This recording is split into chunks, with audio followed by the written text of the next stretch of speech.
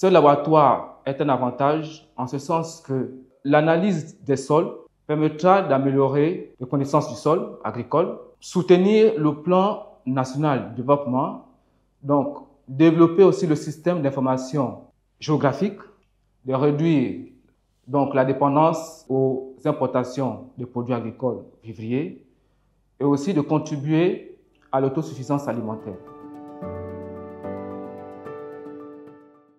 Ce laboratoire est dédié à l'analyse physico-chimique des sols agricoles.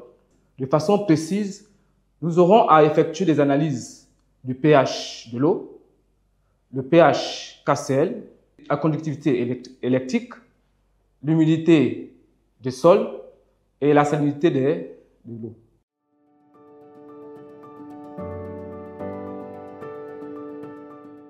Pour la DAG, nous pouvons adapter les pratiques agricoles, optimiser les ressources et garantir la santé des sols pour une agriculture durable, respectueuse de l'environnement. Maintenant, pour les populations, à travers les données, elles pourront faire des choix de leur culture et d'identifier des zones propices aux cultures qu'elles auraient choisies.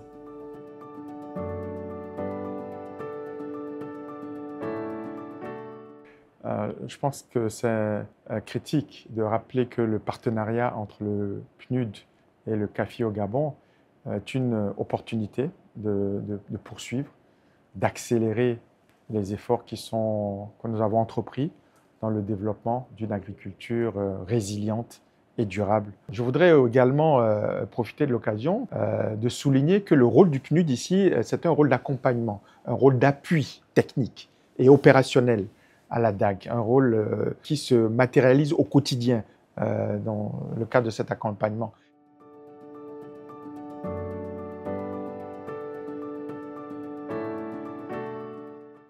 Si on arrive à mettre en œuvre des outils modernes dans le cadre d'une agriculture modernisée, résiliente et durable, avec l'outil que ce laboratoire offre, nous pourrions arriver à faire pousser localement ce que nous consommons, c'est-à-dire le manioc, la banane, la tomate, par exemple, en quantité suffisante pour alimenter le marché local et peut-être même alimenter au-delà du marché local pour que le Gabon puisse aussi devenir un pays exportateur. L'agriculture pourrait et devrait jouer un très très grand rôle à l'avenir pour le Gabon, puisque on sait que le pays importe énormément. Aujourd'hui, les statistiques montrent qu'environ 80% de la nourriture qui est consommée au Gabon vient de l'étranger.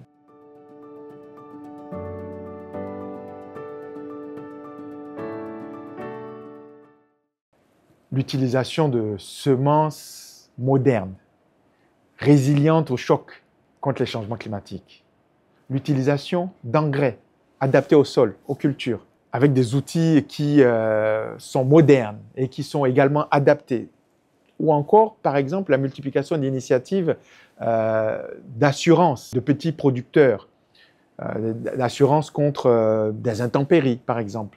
Tout ce genre de petites choses peuvent permettre de booster l'agriculture gabonaise et donc de transformer, par conséquent, toute l'économie en aidant à produire beaucoup mieux en qualité et beaucoup plus en quantité pour les besoins des consommateurs gabonais. Parce qu'en investissant dans cette agriculture moderne, aujourd'hui, on construit une économie plus verte, plus diversifiée et plus ancrée dans les territoires.